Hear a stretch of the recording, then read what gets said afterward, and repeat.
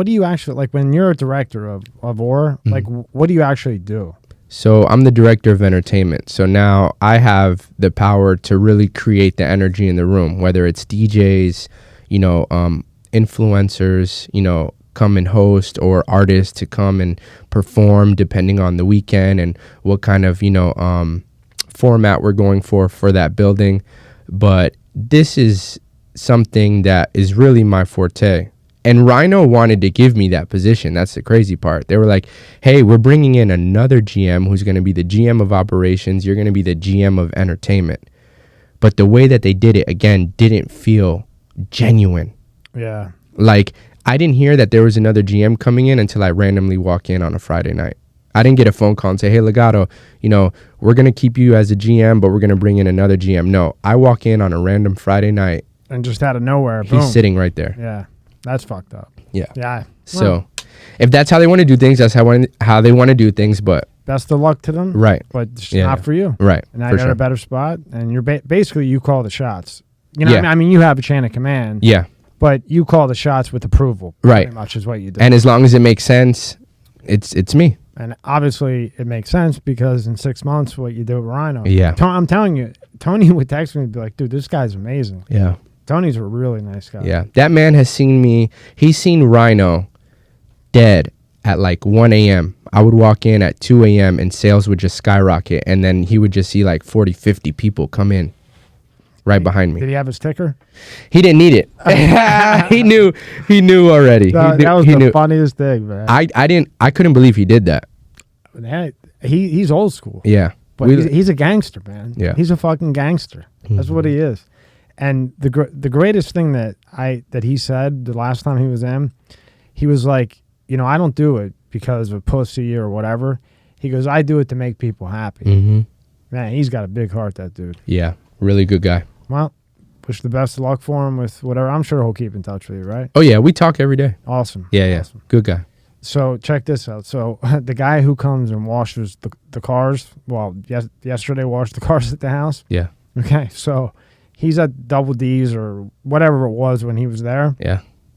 No, it wasn't Double D's. It was Rachel's?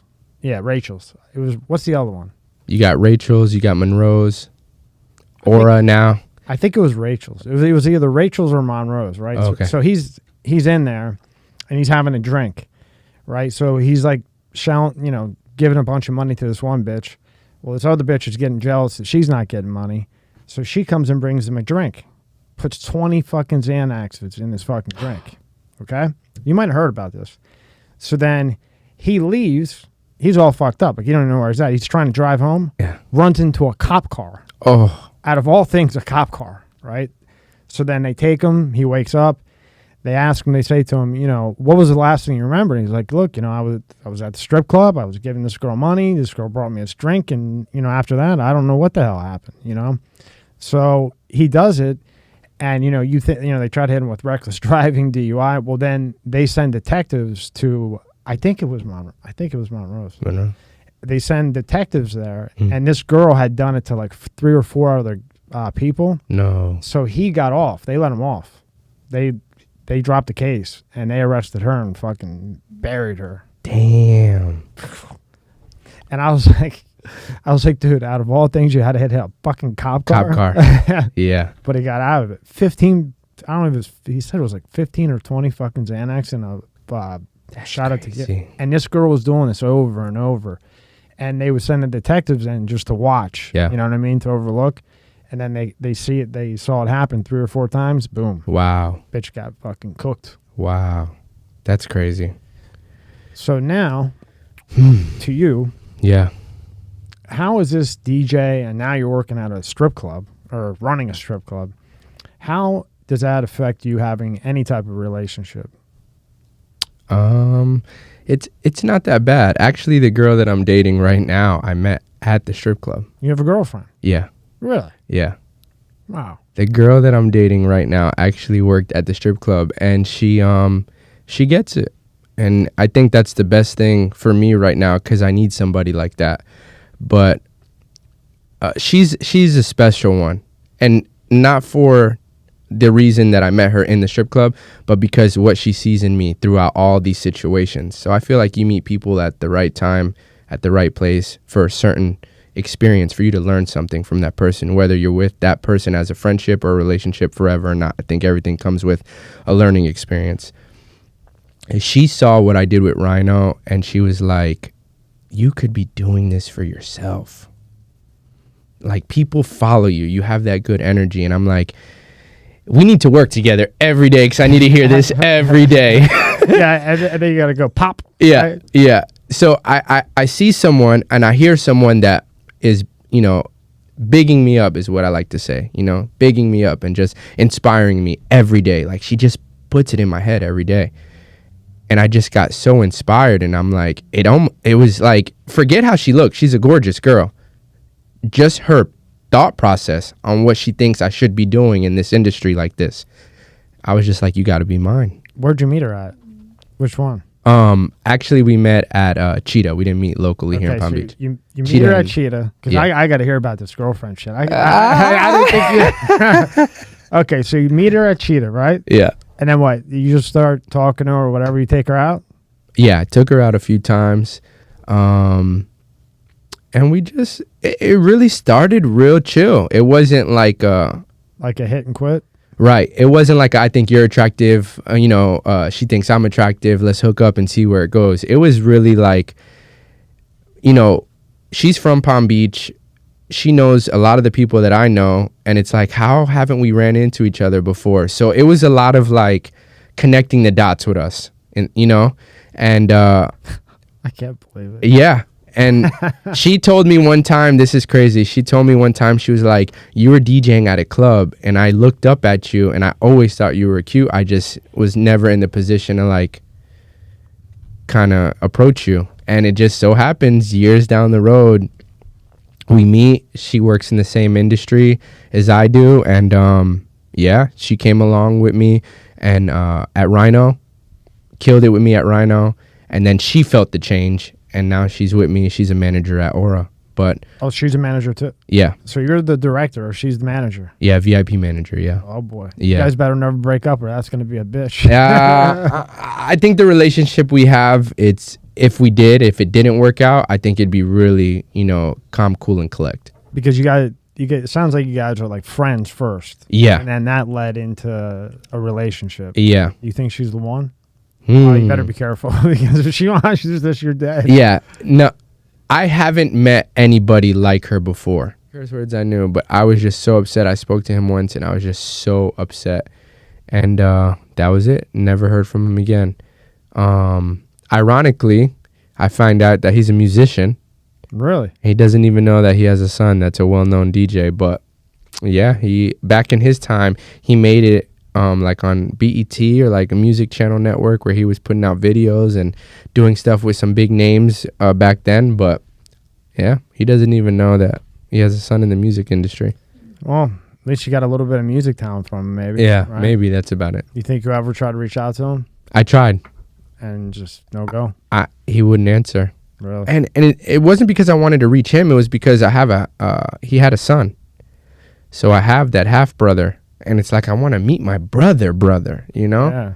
It's like my mom had one by another man, so I have my half sister, but it's like I have that boy. Like, I grew up never really having that like male, kind of just, you usually have siblings that like pick on each other and do this and have fun. It's like, yeah, my sister's like 12. I can help her raise her, but we really don't get along, like we can't share those things. So I never had that sibling to share something with. But this brother is like, he's up there in age. It's like, let me meet my little brother, Yeah. And he just doesn't reach out to the point where he even questioned if I was even his. And I was like, What? I was like, I'm a grown man. I'll fly to you and I'll pay for the blood test if you're that not sure.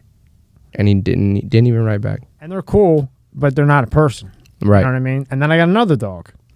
And that was cool, but not a person. Yeah. Because, you come, you work all day and then you come home and it's like, fuck, I'm watching this movie alone again. Yep. I'm watching TV alone again. Yep. I'm in bed alone again. Mm-hmm. I'm like cooking dinner, eating alone again. Mm-hmm. And I just want to like talk to somebody. Mm-hmm. You know what I mean? It sucks. Yeah. But Yeah. but now you have it, man. Look, you're Yeah. smiling. Look, Yeah. you motherfucker. I'm happy with this one, brother. Yeah. And I don't have kids. I have 3 godchildren, right? No kids. And I always told my boys, if you really know me, my mom knows me till this day. I told her, I said, I don't want to date anybody with kids. Like, I don't see myself dating with anybody with kids. And because she's such a good person, it's like for the first time I'm going against my own views because she's so like, she's just worth it to me. That's to try, awesome. I'm to happy try, for her, man. to I'm try. really happy for Yeah, her. she's worth it to You try. know what? And the kids will give you practice for when you have one. Right. You're definitely gonna have. Not 1, not 2, 3 kids to have practice with, huh? You got 3 kids to have practice with. Yeah. How many do you think you'll have? I do want 3 of my own. You want 3 more? You got Yeah. 6 kids? But Jesus fucking Christ! but- you better fucking start working more. no, I've always told my mom this. I want 2 of my own, and then I want to adopt 1. Oh, that's Yeah. I've always told her that since I was a young boy. And it's just the feeling of like, again, I want to give someone that's not mine that unconditional love, that's So cool. definitely want to adopt 1. And I know you mean that too. Yeah, no, it's something I've been wanting to do. I bet you any money you have girls. Yeah. I bet you do. If I do have girls, I don't want my past to to come out of them. Listen, you have a past. I have a past. All my friends. Yeah. All my friends. Fucking. I mean, I could go down. I can go down the list. Yeah. Of my friends. Yeah. That, were pigs at one time. Mm-hmm. You are definitely gonna have a fucking girl. Ah. No doubt about it. And then you're gonna have to deal with her dating guy. Yep. Oh, I cannot see. I'll be ready for it. You'll I'll be be at ready the gym for it. about 10 pounds bigger with a baseball bat. I'll in be back at the of gym car. way more in the little tucked right here. Yep, little something. That's it. Yep. Yep, That's it. I bet you. I bet you have. I bet you. Here's my prediction. You ready? I say within the next 6 months you're engaged. I say within the next. I don't know how much you're fucking her. It's none of my business. But how many times a week would you say? No, it's not even times a week. It's literally Times a day. Yeah. Oh, It's that type of relationship. okay. Yeah. Within 6 months she'll be pregnant. Well, she's already got 3, so she's obviously fertile. Fertile. Yeah. Okay, so within 6 months she'll be pregnant. Then that will push you to, ask her to marry her. Then you'll be engaged. Yeah, 6 months. 6 months, because you're fucking her all day long. I mean, she's fertile, so she's gonna get pregnant. I mean, it's a matter of time. And then when she does get pregnant, you know what the right thing to do is. Yeah. You get the ring and you get engaged. So I think in 6 months you'll be saying, Tommy, I'm having a little one. And then you'll go to the ultrasound and you'll be in there and then you'll find out it's a girl. And you'll say, Tommy, you were right again. Yeah. And I would just sit there and say, I told you. Told you so. motherfucker." Ah, Tommy, you the man. And then you know what? You could babysit my motherfucking kid. Then you got more. Yeah. That's Yeah, it. mine's 1. Yeah. How's fatherhood? Interesting. When they're young, it's tough for a guy. Yeah. You know what I mean? What the fuck can I do? Mm-hmm. I'm not changing diapers. Yeah. We've already had that conversation from day one. Yeah. But it's tough. It's tough because it changes everything.